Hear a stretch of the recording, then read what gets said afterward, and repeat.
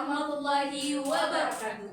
Halo dan selamat datang di podcast Reaksi, Radio Edukasi dan Komunikasi. Saya Syahria Mulyani dan saya Fauzia sebagai host di episode ini.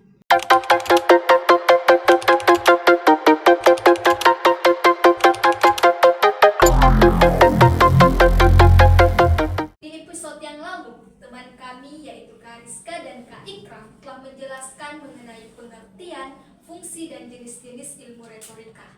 Nah, di episode kali ini kami akan membahas tentang unsur-unsur ilmu retorika. Kak Fauzia, tahu nggak apa saja poin-poin yang akan kita bahas nantinya? Tahu dong. Apa aja tuh, Kak? Nah, yang pertama itu ada pembicara. Yang kedua adalah pendengar, dan yang ketiga bahasa, dan yang keempat yaitu kelincahan dalam berlogika. Wah, berarti ada 4 poin yang akan kita bahas, Kak. Betul sekali. Nah, Kak Fauzia, saya mau nanya nih. Kan tadi Kak Fauzia mengatakan bahwa yang pertama yaitu pembicara. Nah, pertanyaannya, apa hubungan antara pembicara dengan ilmu retorika? Sehingga pembicara dapat dikatakan sebagai unsur yang pertama dalam ilmu retorika. Pembicara atau biasa disebut dengan komunikator. Nah, di retorika ini sering digunakan pembicara atau komunikator dalam komunikasi publik untuk menyampaikan pesan dan membujuk persuasi khalayaknya. Tanpa pembicara, maka tidak akan bisa disebut dengan retorika dan tidak akan bisa mencapai tujuan yang ingin dicapai ataupun informasi yang ingin disampaikan kepada khalayak. Nah, seperti salah satu tokoh atau pembicara retorika ini, yaitu Georgias, beliau adalah seorang guru retorika yang pertama. Ia membuka sekolah retorika yang mengajarkan dimensi bahasa yang puitis dan teknik bicara yang impromptu. Berbicara tanpa persiapan. Namun sebagai pembicara harus memperhatikan 3 hal yang penting demi keberhasilan retorika tercapai, yakni ethos, etika atau kredibilitas. Yang kedua, pathos, emosi, dan logos, logika atau fakta. Terus, poin yang kedua yaitu pendengar. Apakah itu juga penting dalam retorika? Nah, itu juga penting kan. Pendengar atau biasa juga disebut sebagai audiens. Mereka lah orang yang akan mendengarkan kita atau kita tuju untuk pesan kita. Nah, itu dinamakan audiens. Dalam retorika, peran audiens sangat penting karena audiens adalah pihak yang dituju oleh pembicara untuk mempengaruhi, meyakinkan, atau memberikan informasi. Nah, sebagai seorang pembicara juga harus memahami audiensnya dengan baik agar pesan yang disampaikan dapat diterima dan dipahami dengan baik. Pengetahuan tentang audiens membantu pembicara untuk menyesuaikan gaya berbicara, pemilihan kata, dan argumen yang digunakan agar sesuai dengan pemahaman, nilai, dan keyakinan audiens. Dengan memahami audiens, seorang pembicara dapat menciptakan koneksi emosional, meningkatkan persuasi, dan mencapai tujuan berretorikanya dengan lebih efektif. Kak Fauzia kan tadi bilang bahwa audiens itu pihak yang dituju oleh pembicara untuk dipengaruhi. Nah, bagaimana jika audiens itu tidak terpengaruh dengan apa yang dikatakan oleh sang pembicara? Jawabannya simpel, marahi saja mereka. Enggak, bercanda. Misalkan nih, ketika kita sebagai pembicara, kemudian ada audiens kita tidak terpengaruh atau apapun itu, dengan apa yang kita katakan, itu bukan urusan kita sebagai pembicara. Kita hanya bisa menyampaikan pesan atau informasi kepada audiens kita. Kita kembalikan kepada audiens kita, terserah mereka mau menerima atau tidak. Itu urusan mereka. Dan itu bukan tanggung jawab kita sebagai pembicara. Nah, bagaimana kalau saya lagi nih yang bertanya kepada Kak Syahria? Kan poin yang ketiga itu ada bahasa. Apa sih peran bahasa dalam ilmu retorika? Lah, malah Malah ditanya balik nih. Oke, bahasa dalam retorika.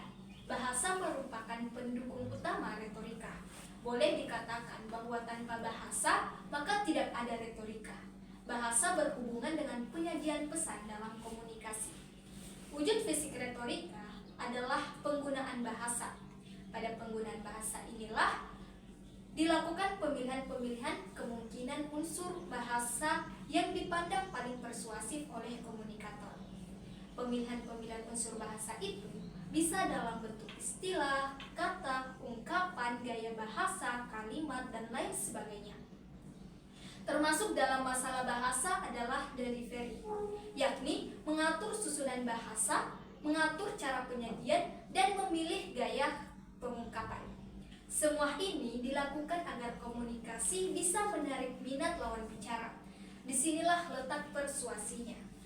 Meskipun ada kebebasan dalam memilih unsur-unsur bahasa, mengatur susunan bahasa, mengatur cara penyajian, dan memilih gaya pengungkapan. Nah, saya mau nanya lagi nih Kak, apakah bahasa dalam retorika itu selalu formal?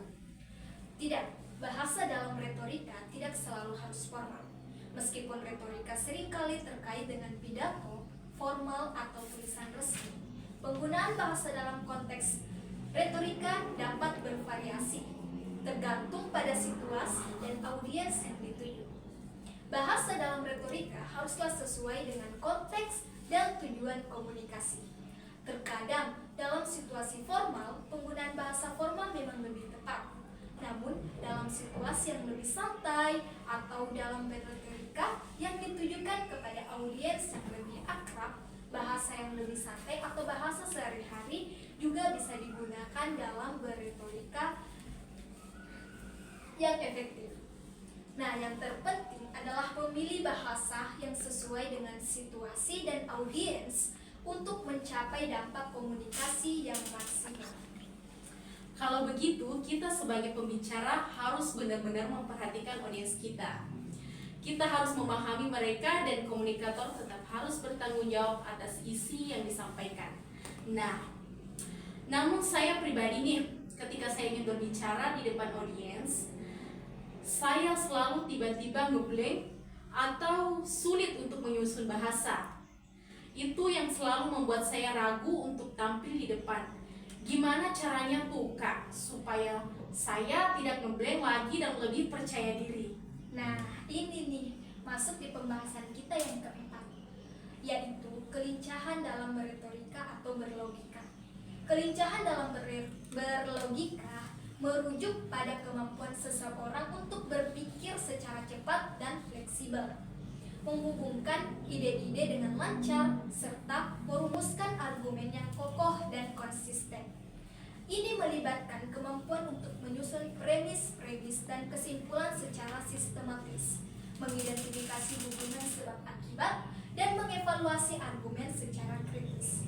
Untuk mengembangkan kelincahan ini, penting untuk berlatih memecahkan masalah, berdiskusi dengan orang lain untuk melihat perspektif yang berbeda, membaca materi yang menantang secara intelektual, dan terus-menerus mempertanyakan dan mengevaluasi argumen-argumen yang ditemui dalam kehidupan sehari-hari. Dengan berlatih secara teratur, seseorang dapat meningkatkan kelincahan dalam berlogikanya. Ketika berbicara di depan umum, kelincahan dalam berpikir cepat sangat penting. Latihan mempersiapkan materi dengan baik, merencanakan poin-poin penting, dan berlatih menjawab pertanyaan yang mungkin diajukan oleh audiens dapat membantu Kak Fauzia merespon dengan cepat dan percaya diri. Selain itu, berlatih bernafas dan tenang dapat membantu menjaga kelincahan berpikir Kak Fauzia dan teman-teman yang lain saat berada di atas panggung. Wah, Kak Ria keren nih. Semoga kedepannya saya bisa melakukan apa yang Kak Ria katakan. Bukan cuma saya, tapi teman-teman yang lain juga nih yang punya masalah sama seperti saya.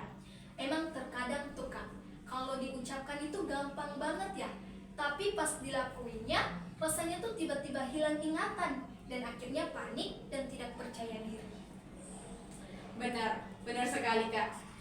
Nah, pokoknya nih Kak, yang terpenting itu teruslah berlatih atau latihan, tetap fokus, dan sebelum tampil atau menyampaikan sesuatu kepada pendengar, jangan lupa berdoa. Masya Allah, baik-baik. Teman-teman sudah memahami kan dan tahu apa saja unsur-unsur dalam ilmu retorika? Karena ketika keempat unsur-unsur yang dijelaskan tadi, salah satunya tidak ada, maka belum dikatakan retorika atau retorika itu tidak efektif dan efisien.